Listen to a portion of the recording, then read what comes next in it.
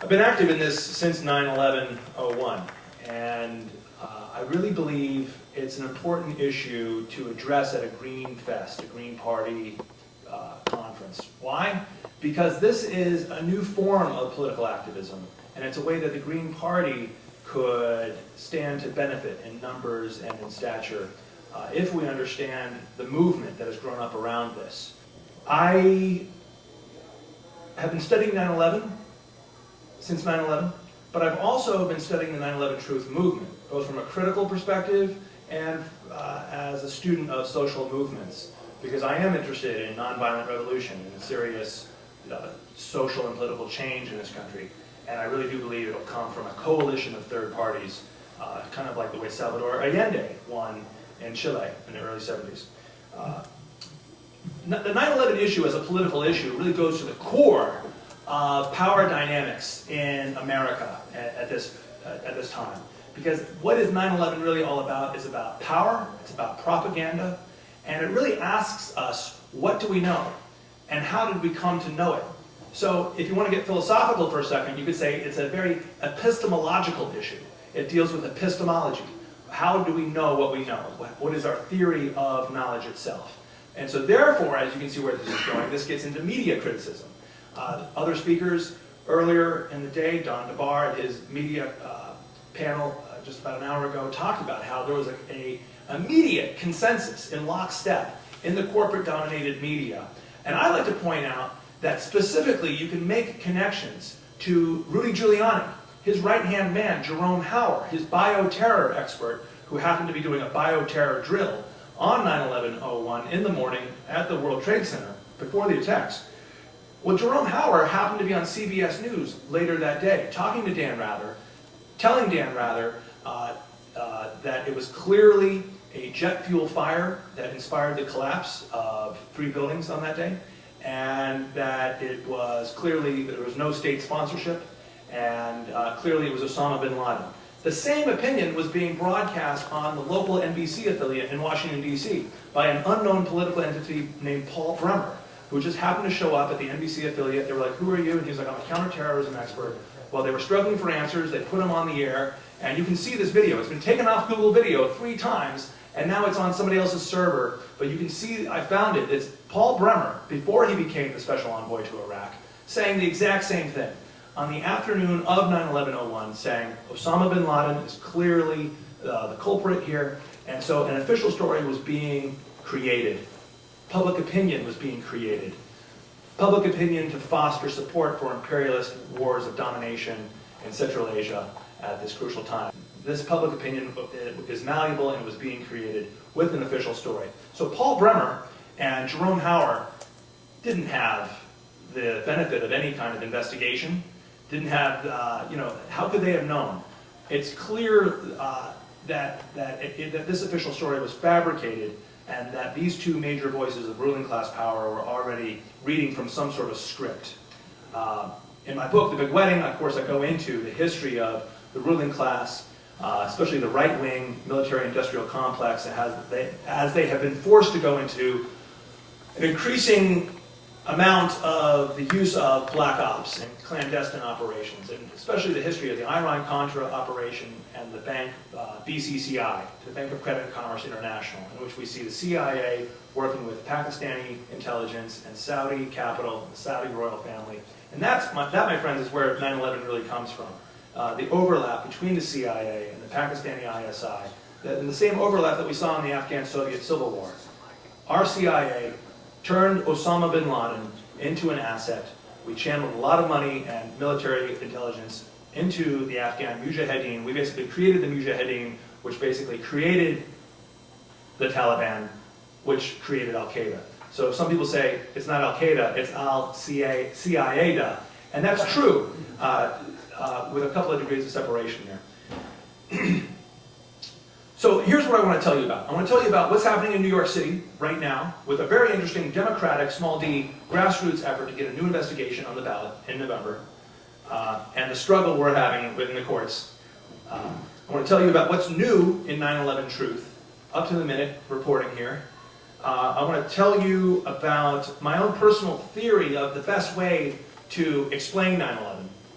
And I call this theory the aegis, the old word for shield. Talk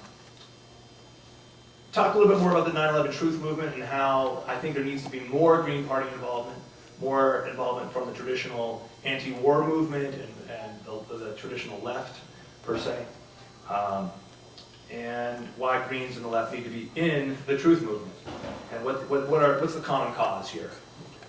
And a lot of this is personal. And this summer I've been doing a lot of activism. I just got back last month from this thing called National Assembly, which, has anybody heard of the National Assembly?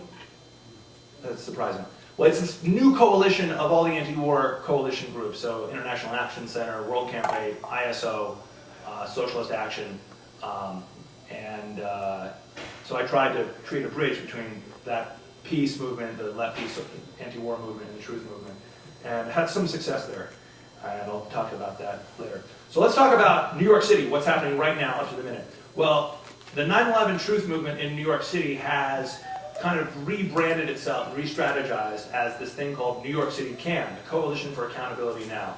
We have created this coalition that includes the victims' family members and the first responders who have been suffering adverse health effects from working on the pile trying to save people right after 9/11, and all the concerned citizens.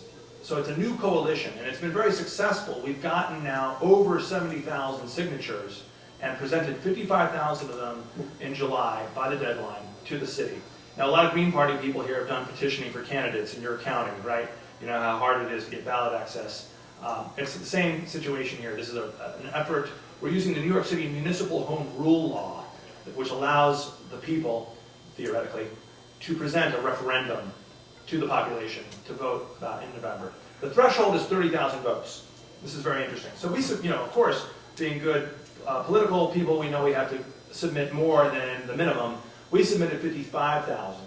And what do you just know it? The New York City clerk decided to invalidate about 26,000. So, yeah. Maybe they thought we were some lunatic lefties who just, scraped together 55,000 signatures, by shading corners and using Slack methods. But they were wrong, because we use paid professional petitioners. I wrote the training manual. I gave energetic training sessions, and we were adamant and rigorous about the rules. You had to be registered. You had to be registered to vote in New York City. You had to fill out all the paperwork correctly, and we were sticklers for this. And let me tell you, my friends, the chances that we had 26,000 invalid signatures on those petitions are nil. Therefore, what I'm trying to say, that the likelihood of political bias on the part of the New York City clerk is extremely high. Somebody should write an article about this. I'll probably do it. Once again, this is not an objective decision from the New York City clerk. This was obviously politically biased. Why? Mayor Bloomberg in New York City does not want a new investigation. Nobody really in the political establishment wants a new investigation. Most of the Democrats that we would stop on the streets of New York City all spring and summer would actually say, most of the real dyed-in-the-wool Obamaites would actually say, now you might find this surprising, but people were in lockstep with the Obama line. Oh, I don't think I want to go backward. I want to go forward. And it's like, I would say, pretty soon I had to kind of figure out, what is my response to that? My response was, like it says in the good book, blessed are those who thirst for justice. Whatever happened to due process of law in this country? Whatever happened to if almost 3,000 Americans and international citizens die on 9/11? Whatever happened to wanting to prosecute? We have had this 9/11 attack, and it's never been investigated objectively. The 9/11 Commission was highly compromised by 10 out of 10 DC insiders. The executive director, Phil Zelikow, of that 9/11 Commission was a Bush White House official.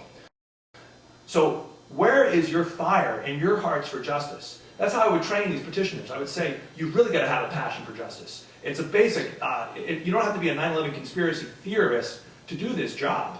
You just have to want justice for the dead, for the people who died on 9/11, because their deaths have never been properly explained, and there has never been an objective, independent investigation of 9/11.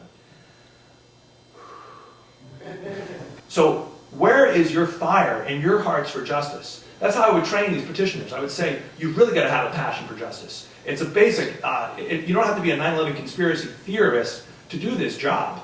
You just have to want justice for the dead, for the people who died on 9/11, because their deaths have never been properly explained, and there has never been an objective, independent investigation of 9/11.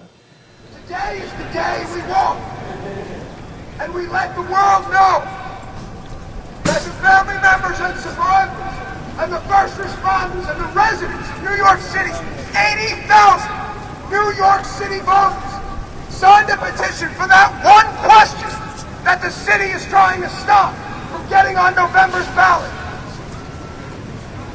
One question. Should we have a new investigation, a proper investigation? Yeah.